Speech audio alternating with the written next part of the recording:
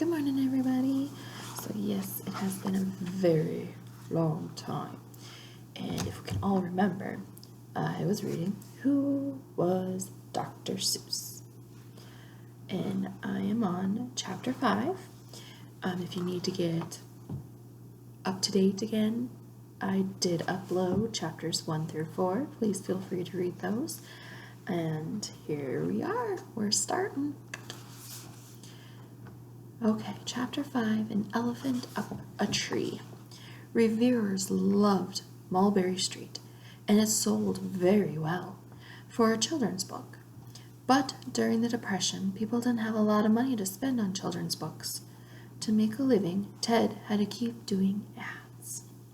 He said he couldn't tell if he was a real author or just a lowly advertising man. His second book was inspired by one of his favorite things, hats.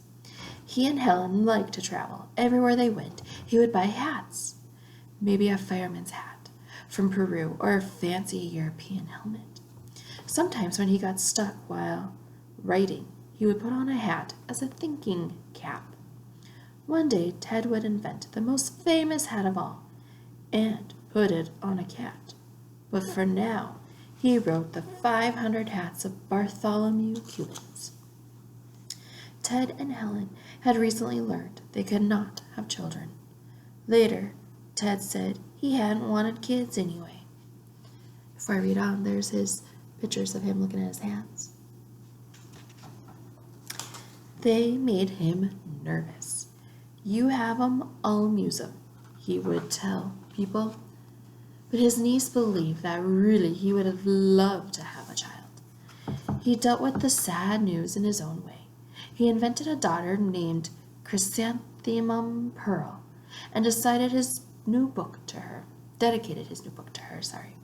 He and Helen sometimes included Chrysanthemum Pearl on their Christmas cards, along with other imaginary children such as Norval, Wickersham, and the Nut. I don't know how you pronounce that.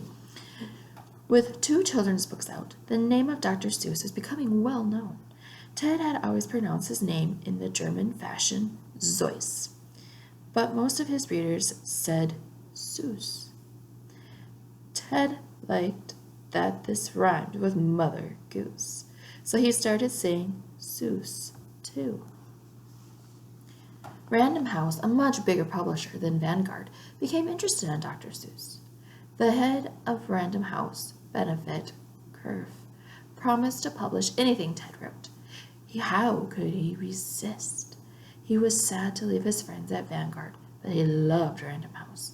They stayed his publisher for the rest of his life. Over the years, he became close friends with many people he worked with there.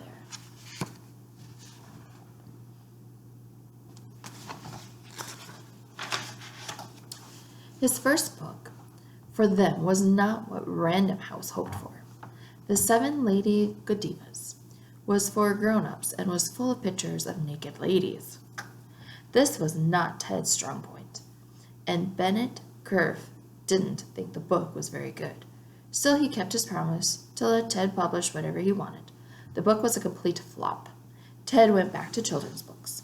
One day, around 1939, at least as he told the story, Ted left his window open. The wind blew around some doodles he had left out. Before I move on, don't forget those, right? Came back, there was a drawing of an elephant on top of a drawing of a tree. Why would an elephant be in a tree? Was he hatching an egg? Ted named the elephant Horton, but he got stuck trying to figure out what should happen to him. "I'm very upset," Helen told a friend, "because Ted has that elephant up a tree, and he doesn't know how he's going to get him down." It was Helen who finally came up with the ending. Horton would hatch an elephant bird, like the flying cow she had once seen doodled in Ted's notebook. Ted loved Horton Hatches the Egg more than anything else he had written.